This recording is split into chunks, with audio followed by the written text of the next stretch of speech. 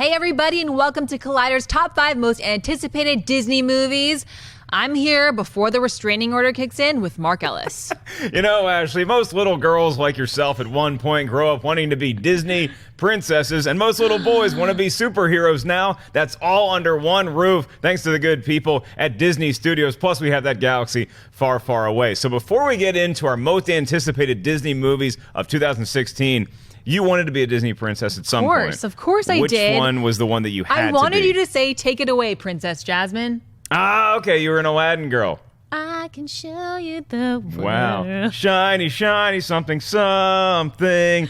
Ashley Nova, what do we have first? Up first is a film that was just released last week, which stars Chris Pine and Casey Affleck, The Finest Hours. And that is the first on our honorable mention list. It didn't quite make our top 5, but The Finest Hours is a movie that I actually was surprised with how much I enjoyed it. It's based on a true story of the most daring rescue mission in Coast Guard history. And you mentioned Chris Pine and Casey Affleck. Somebody else to go see this movie for is Holiday Granger. She plays the love interest of Chris Pine, waiting for him to, maybe he'll get back, maybe he won't get back safely after trying to save all these guys who are lost at sea. And the effects are phenomenal. It's a sweeping adventure. It's not the best movie I've ever seen, but I really enjoyed The Finest Hours, so it's in theaters. Check it out.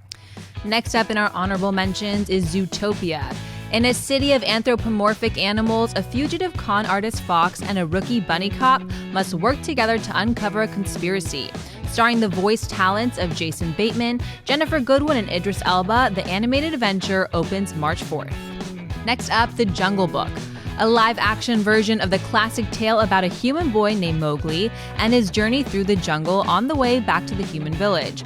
Only April 15th, audiences will discover the performance capture magic directed by Jon Favreau. And as a boy who was raised by wolves at one time, The Jungle Book really struck a chord with me when I was a kid. I love the animated version, and I'm going to talk about the convention that Disney has once every 2 years called D23. Myself, some other Collider members were lucky enough to be in the audience when we got a presentation, a sneak peek of some of these movies, and The Jungle Book was the one that blew us away. We could not believe what we were watching was actually performance capture. That was all on a soundstage in Los Angeles. I know, Ashley, you're not allowed to talk about any of this, but you actually got a chance to visit the set of The Jungle Book. Sure did. How exciting was it? It was super awesome, and this kid is he's so animated. I feel like he's such a perfect fit for Mowgli, so I feel like he has a long career ahead of him, and I'm so excited to see what he does with this movie. I am really bummed out. Look, everybody's opinion is yours, and you're allowed to own it, but I can't believe The Jungle Book is not in the top 5 for Disney. True. That means there must be some great movies coming around the corner.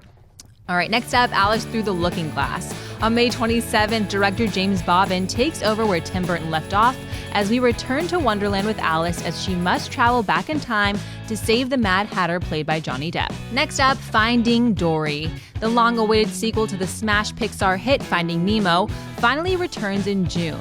Ellen DeGeneres is out on the adventure as she attempts to find her family.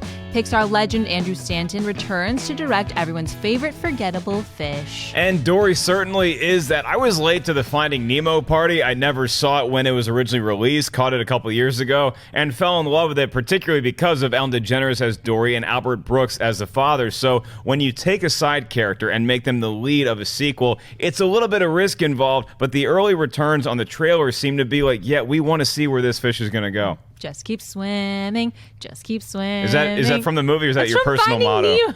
Okay, that's good. Next up, Queen of Katwe. This fall, we'll get the biographical drama about the life of Fiona Mutesi, a Ugandan chess prodigy who becomes a woman candidate master after her performance at World Chess Olympiads. Lupita Nyong'o stars in the Disney/ESPN production. Next up, Moana. A young woman uses her navigational talents to set sail for a fabled island. Joining her on the adventure is her hero, the legendary demigod Maui. Dwayne Johnson, Alan Tudyk, and newcomer Alil Cravalho star in the upcoming original Disney animation set for release on November 23rd. Next up, The Light Between Oceans. Derek Cianfries directs Alicia Vikander and Michael Fassbender in The Light Between Oceans. When a young couple discovers a baby in a lifeboat, they decide to adopt and raise her as their own.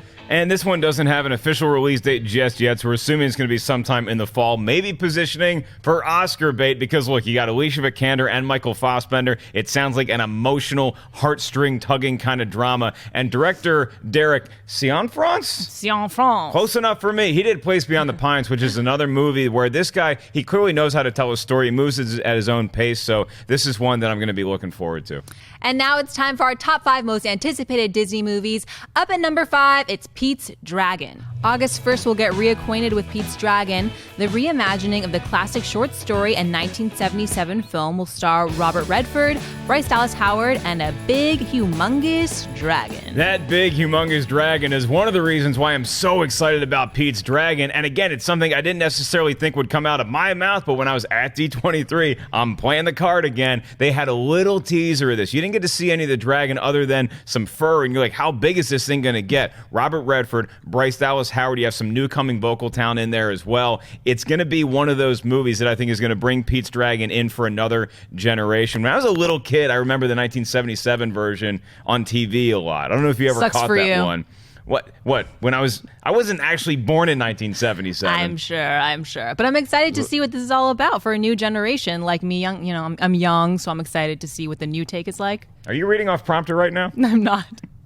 At number 4, the BFG. Steven Spielberg takes the reins of the BFG, a beloved children's tale whose big screen adaptation will release on July 1st. A young girl, a queen, and a big friendly giant, hence the title, must stop an invasion of man-eating giants. And unlike Pete's Dragon, which is something I was very aware of when I was a little kid, I have no idea what the BFG was. I could have guessed what it stood for, and I was off by one word, the big friendly giant. And this trailer is something that when you see it, you know you're getting that Spielberg magic storytelling touch, and the effects in here are going to be one of the things that sells us on this movie. It's July 1st. It's going to be a tentpole summer release for Disney, and it's good to see them going back to their roots and not just relying on superheroes and outer space adventures to get people in the theater.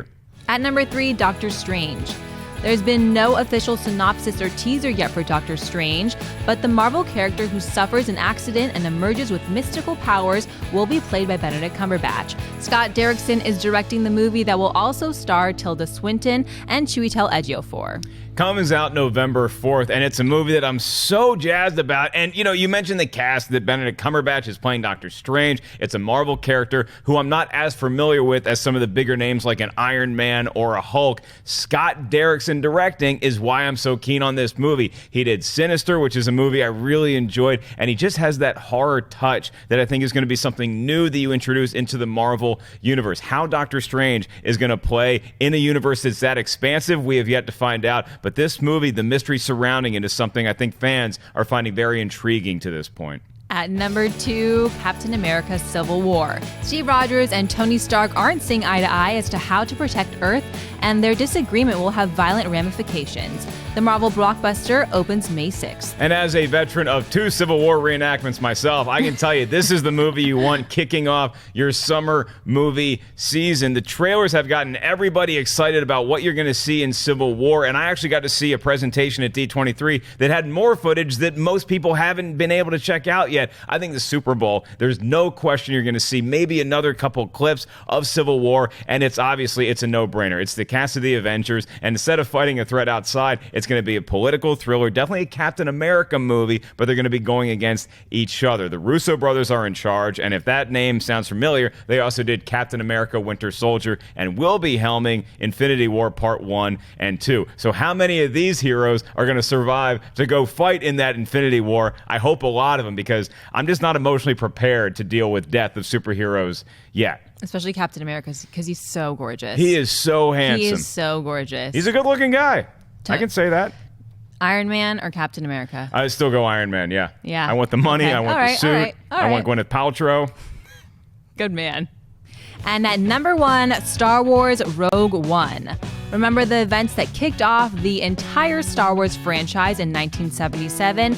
Those stolen Death Star plans? We'll see exactly what went down this holiday season with Rogue One. The film is helmed by Godzilla director Gareth Edwards and has a great cast including Felicity Jones, Forrest Whitaker, Ben Mendelsohn, and Mads Mikkelsen. Mark, you sported a white suit for the Force Awakens premiere, so how can you follow that? I don't know if my personal stylist is going to be able to follow what happened at the premiere, but I can tell you that Rogue One is a movie that I'm a huge Star Wars fan, and the way that Disney is kicking off their Star Wars anthology films, a Star Wars story about other events that don't necessarily have to do with the Skywalkers, they're doing it right by having Rogue One lead the way because it ties in so closely with what we've seen in A New Hope. This is the plan to steal the Death Star plans. It's a rogue group of rebels, and they're going to go on the most dangerous mission in the galaxy. Now, what does that mean? It means they're going up against the evil Galactic Empire. It means that a lot of them might not survive, and a lot of them might die at the hands of some dude who breathes really weird named Darth Vader. There's been rumors all over the place that Darth Vader is going to have a prominent role in this one. He's going to be very violent because this is Darth Vader in his prime, baby. Maybe you get a young Grand Moff Tarkin. This movie is going to take place maybe a few years, maybe a few months, maybe a few weeks after we first meet Princess Leia in A New Hope. Will we see her in the movie? Look, there's obviously a lot of mystery surrounding this film. I was hoping that we'd have some of that revealed during the Super Bowl and maybe get a Rogue One teaser. Ashley, I got some bad news for you. We're not getting one. I don't think we're going to get one during the Super Bowl, but I'm still keeping my fingers crossed. This is Disney. They like to surprise you with Star Wars, and we know that they bought a lot of ad time during the big game. But even after that, whenever this thing happens, if it's not during the Super Bowl, maybe during Captain America Civil War, I cannot wait to get my first footage of Rogue One and see if any of that heavy breathing translates into that clip. And there you have it, Collider's list for our top 5 most anticipated Disney movies. But we want to know what you guys think, so hop on in the comment section and let us know what's your top 5. And make sure you guys subscribe to Collider Video's YouTube channel and check out all the latest in movie news. Plus, you can bookmark Collider.com on your interwebs and never miss another story that way, too. That is Ashley Mova. You can follow her on Twitter at Ashley Mova. I am merely Mark Ellis at Mark Ellis Live. And we look forward to bringing you guys our last list of the studio most anticipated movies for 2016 next week. Until then, enjoy the Super Bowl, enjoy whatever Disney movie you're going to be watching this weekend. Oh, yeah. You know, I went to Disneyland for the first time in like 20 years. I think we were going to say for the first time recently. No, I went in like 87, right? Okay. And then I went again with my girlfriend. That place is magical. Magical. Like the castle, it warms my heart. The rides, what's your favorite ride? Hyperspace Mountain. Oh, of course. Duh. Easy.